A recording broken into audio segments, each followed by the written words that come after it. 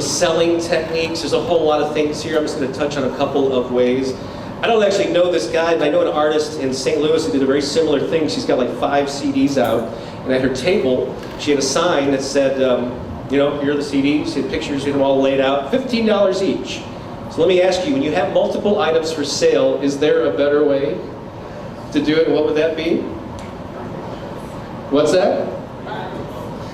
So I call it bundle, or you call it bundling, or you create packages. So there's an advantage to, as quickly as you can, at getting more than one thing that you have for sale. It could be a collection of CDs.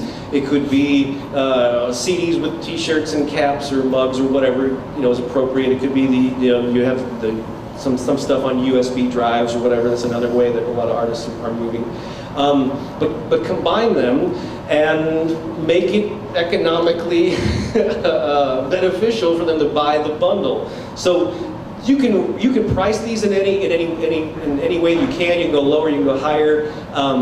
But let's say when you have a $15 per CD, then you can go any 3 for $35, all 5 for $45, and then point out how they save money by going with the bundle. Actually, I was having a conversation yesterday. I know there were a lot of artists who just want to move CDs, and so they price them super cheap, $5 or $10 or whatever, and that's cool if you want to do that. And I know that Bram here has a part of a thing that you record, or your live sales can be registered with SoundScan, and so I guess there would be a strategy there to keep them low so you can move more CDs to get on the charts. But if you're not worried about SoundScan and you'd like to make more money, I would encourage not making the individual CD super low. Actually, artificially raise it a bit so that when you offer the bundle, you have room. Like if you're starting at $5 and you bundle them, where can you go? You go down to your costs. So start high and a little higher, I should say. Maybe the old what CDs used to cost, but make it just like ridiculously stupid discount for if they get all 3 or all 5, And so I would encourage you to do that. But you got to think through the numbers. How low can you sell a bundle and still make a decent profit? And that kind of gives you where you can go up from there. So that's cool. You have to be able to accept accept credit card orders at live gigs. I think most of you are probably hip to this by now. I actually got an email just yesterday from CD Baby. For years they offered these credit card, the old school swipers, and they call them knuckle crackers or whatever. And at the end of the year they're going to discontinue those. And they actually said we're no longer going to be offering that service. And they said if you want to accept credit cards, go to Square or PayPal. Yeah, there used to be, in the old days, you had to set up a merchant account, and there was like authorization fees and monthly fees, but Square's been on a couple of, everybody know what Square is? Yes? And now PayPal is offering a very similar service, and they send you a card reader. I've been using Square for a couple of years, but so with Square, they would stay in the Square account, and every week they'd send it to my PayPal, but I figure why not go right to the source? So now I just charge it. So I put this in my iPhone. I've already run up a couple of orders this weekend. And it's free to set up. They send you the reader for free, and they just take that, whatever it is, 2.5%, 3.5%, whatever it is. And if for some reason the thing doesn't work, you can enter it manually, and they charge a slightly higher fee for that. So try to get those to work. You have to be able to take credit card orders, not just cash is best.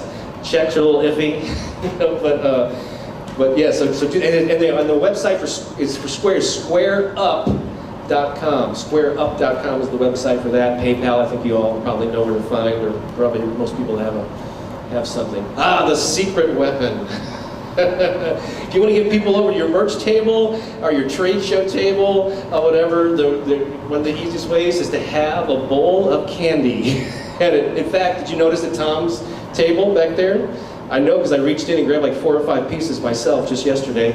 And so you could mention that, funny, make a joke out of it from the stage. Stop by the merch table, you might pick up free Kit Kat or whatever. There's something about that. People they come over and then they take it and they maybe feel obligated to ask you what you've got for sale, but you might just be able to entice somebody who wouldn't have walked over otherwise. So feel free to put some kind of goodie there at the merch table. There are a lot of other kind of merch related best practices. We create slides for them, but things like you want to be in a high traffic area, like you want to ideally, if people have to exit and enter, then walk past your merch table, that's the best thing. Well lit, you want people to be able to see it. So if there's not already lighting in the place, you want to bring your own lighting. You want to make sure that any t-shirts you have on the back wall are well lit and they can see it.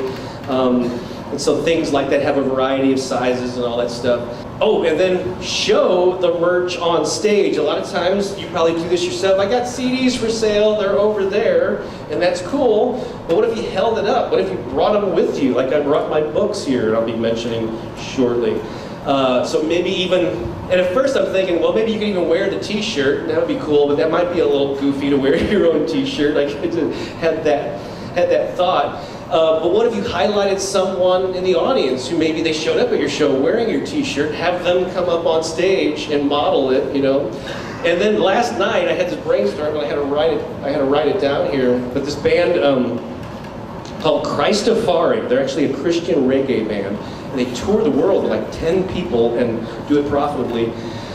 But I've become friends with Mark, the guy that runs that band. He told me that they do this, their merch sales went off the roof. Well, and you can't do this in every venue, but they said, anyone who buys a t-shirt tonight can come up and join us on stage on the last song. How about that as an idea? They said there was actually some kind of the stage was wobbling at that point. So you have to maybe get the approval of the venue first. If it's that type of a place, but even at a coffee shop, come up here and join me and sing along to the mic or whatever, So create an incentive for people to buy your stuff and walk them up, show it to them. My friend Ariel Hyatt, I did a workshop in St. Louis a couple of years ago, and she had this brilliant thing where you raffle off your CD. And you make a big announcement, you hold the CD up, and we're going to be pulling names, and you're going to win this CD. So they see it, it's a visual, and you're not just sitting there going, this is my CD, you're doing it in the form of a raffle. Then you have a big drawing. Later, there's a drum roll, and there's a lucky winner. Someone comes up, and they're all excited, and you hand them the CD, and you make a big deal out of it. So everyone is seeing the CD over and over. For those of you that maybe didn't win the raffle, merch table's over there. They don't even know what it looks like. But show them what they're going to be getting and what you have to offer. Also, some bands said that they put together a little flyer, or mini newsletter, or something that lists some of the merch and distribute it on the tables, so they kind of have an idea of what you have to offer. So they're just not over there asking questions. They know the prices and the special offers that you're making. Also, that's another thing, is to make special offers that are only good that night. Like you don't want to say, like I do that with my books, for instance, the Guerrilla Music Marketing Handbook, which I've got here. If you went to Amazon, or it would be $29.95 plus shipping, unless, well, I guess you get the free shipping in some instances on Amazon. But at my live workshops, I offer them for $20. You'll never get that low from my website. So you make people aware this is a special offer here. If you get it later, it will be a different price or a higher price. Okay, so you don't have to do all of these things. I'm just giving you, it's like a buffet. I like to think when I do workshops, it's like I'm presenting you with an all-you-can-eat buffet. You've been to an all-you-can-eat buffet, right? You pay one price. How many of you have ever literally eaten everything that was available on the buffet? Have you? Well, some of you. I tried a couple of times myself. But no, you pick and choose things. Oh, that looks appetizing. Oh, I've done that before and enjoyed it. I'm going to have that again. Ooh, that's disgusting. I would never, I don't like that at all. $2.15, all right, thank you, Tim. And then, so think of this in the same way. I'm giving you all this array of things that you can do. And so pick and choose the things that work for you. And pick and choose how you time them and spread them out around the year. So my purpose is not to overwhelm you, it's just to give you to think outside of your normal tunnel vision of how to promote a show and make the best of it.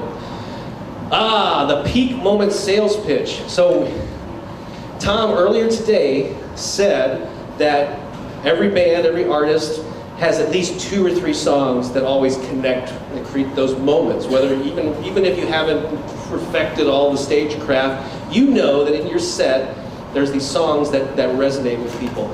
Even before I met Tom, like 12 years ago or something, I was given a workshop in Chicago, and I always remember there was one guy there. We were kind of like sharing best practices, and this one guy piped in with a story I've never forgotten. I've repeated it many, many times. But he says what he does to increase his merch sales, and it took him a while to kind of figure this out, but he knows what those 2 or 3 songs are.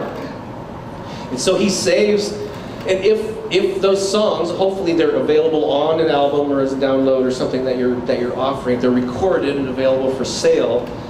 At the end of those songs that are always guaranteed, you end the song and everybody's clapping and they're in that emotional state, that's when he makes his pitches.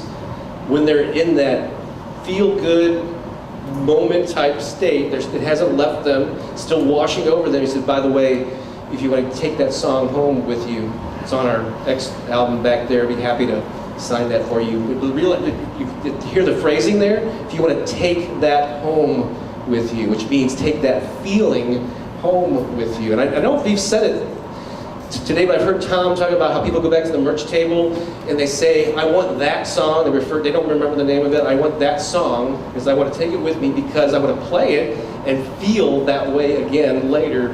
The way I want to remember what this was, or to touch that feeling again. And so use the peak moment sales pitch and use those times to do your little merch sales and do it in a cool and authentic way, but though you might just find people selling or running back there more than if you hadn't done that.